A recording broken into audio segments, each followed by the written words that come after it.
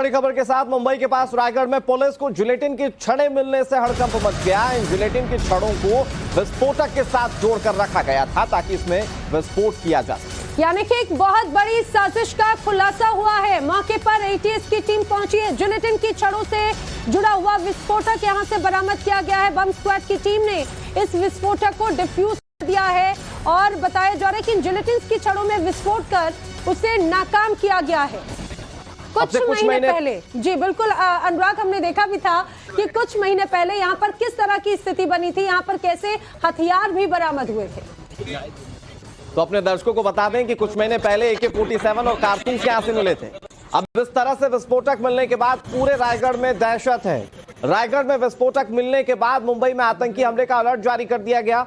Alert में drone से आतंकी हमले का खतरा बताया गया है, जहां मुंबई पुलिस ने आतंकी हमले के खतरे को देखते हुए अगले 30 दिन तक ड्रोन और अन्य उड़ाई जाने वाली वस्तुओं को बैन कर दिया है। लेकिन नैना, सवाल ये कि अब से कुछ दिन पहले AK-47 मिलना, अब यहाँ पर ये विस्फोटक मिलना कहीं कोई बड़ी साजिश तो नहीं है? रिपोर्ट इस ओर इशारा भी करते हैं। बिल्कुल, और इसी बड़ी साजिश की जानकारी हमारी साथी शिवानी देने के लिए हमारे साथ में जुड़ी है। शिवानी, आखिर क्या इस समय एटीएस चीफ विनीत अग्रवाल जी हमारे साथ में हैं। विनीत जी, क्या कुछ चीजें यहां से बरामद हो पाई हैं, अगर आप हमारे दर्शकों को बता पाएं, और उसका क्या इम्पैक्ट हो सकता था?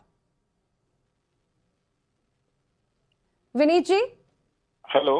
जी जी विनीत जी, स्वागत है आपका टाइम्स नाउ भारत में। अगर आप तक मेरी आवाज पहुंच रही हो तो रायगढ़ में जो सिचुएशन, यहाँ पर जो चीजें बरामद हुई हैं, आखिर वो क्या है, इसे कैसे समझा जाए? नहीं, इसमें कोई डिटोनेटर नहीं है, कोई एक्सप्लोजिव नहीं है। ये प्लास्टिक का है और इसमें थर्मोकोल भरा हुआ है, तो इसमें घात पात वाली कोई बात नहीं है और इसके अंदर कोई भी ऐसी चिंताजनक बात नहीं है। ये क्या चीज है, कहाँ से आई है, हम इसकी तहकीकात कर रहे हैं। सर, लेकिन कुछ दिन पहले AK-47 बरामद हुई थी, उसके बाद इस तरह से जिलेटिन की छड़ें बरामद होना, ये लोगों के मन में डर पैदा करता है। प्रशासनिक स्तर पर आप लोग क्या कदम उठा रहे हैं बाकी? नहीं, मैं दोबारा से बताता हूँ आपको, ये जिलेटिन नहीं है इसके अंदर जी।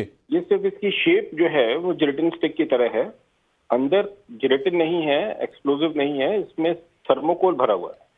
ओके। तो सर, ये अगर इस तरह से यहाँ पर रखा गया तो उसका क्या प्रभाव है, आखिर क्या मैसेज देने की कोशिश की गई, इसे कैसे समझेंगे? ये कहीं कुछ रखा नहीं गया था, यहाँ ये किसी को ऐसे दिखाई दिया तो ये प्लास्टिक का है, इसके अंदर थर्मोकोल भरा हुआ है, ये किसी फिल्म की शूटिंग के लिए इस्तेमाल हुआ था या किस लिए ये बनाया गया। सर, लेकिन हम लोग तहकीकात कर रहे हैं, लेकिन आज तक इसमें कोई टेररिस्ट एंगल है ऐसा कुछ भी नहीं है।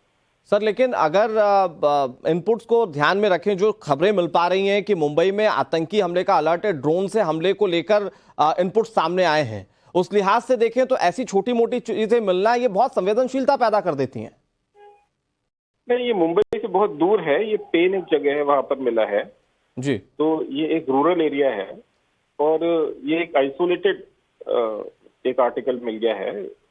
ये फेक आर्टिकल है, प्लास्टिक का है और इसको कोई बॉम्ब है या कोई एक्सप्लोजिव है।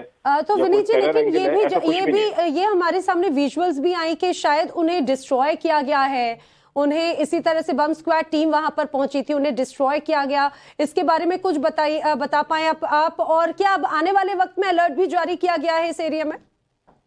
नहीं, इसमें कोई अलर्ट जारी नहीं किया गया है क्योंकि ये तो प्लास्टिक का है, ये एक टॉय आप समझ सकते हैं। ये फिल्म की शूटिंग के लिए इस्तेमाल होता है या किस चीज के लिए इस्तेमाल होता है, उसकी हम तहकीकात कर रहे हैं। और डिस्ट्रॉय करने वाली कोई बात ही नहीं है इसके अंदर, क्योंकि कोई एक्सप्लोसिव हो तो डिस्ट्रॉय करें। इसमें BDDS टीम ने पूरी छानबीन कर ली है, इसके अंदर एक्सप्लोसिव के अंश भी नहीं मिले हैं। ठीक है सर। ये तो एक प्लास्टिक का टॉय टाइप खिलौना की तरह है। ठीक है सर, शुक्रिया सर, आपने बहुत अच्छे तरीके से इस पूरी स्थिति को साफ कर दिया। सर, आपका बहुत शुक्रिया टाइम्स नाउ भारत से जुड़ने के लिए और बात करने के लिए। शिवानी हमारी सहयोगी लगातार हमारे साथ जुड़ी है। शिवानी, ATS चीफ हमारे साथ जुड़े हुए थे विनीत अग्रवाल, उन्होंने साफ कर दिया कि यहाँ पर विस्फोटक नहीं था, जिलेटिन नहीं थी, तो ये सामने आया क्या और ये पूरा घटनाक्रम कैसे सबके प्रकाश में आया कि यहाँ पर ये बम हो सकता है या किसी तरह की कोई विस्फोटक सामग्री हो सकती है? देखिए, फिलहाल कल देर रात हमने देखा कि किस तरह से नदी के किनारे पर जो है ये पूरे बॉम्ब मिला है। इसके साथ वायर जुड़ी हुई हैं। हालांकि एटीएस चीफ द्वारा ये जानकारी दी गई कि एक डमी है। तो हमें जो प्राथमिक जानकारी मिली है उसमें ये बताया गया है कि जिसके प्लास्टिक का कवर है वो डमी है।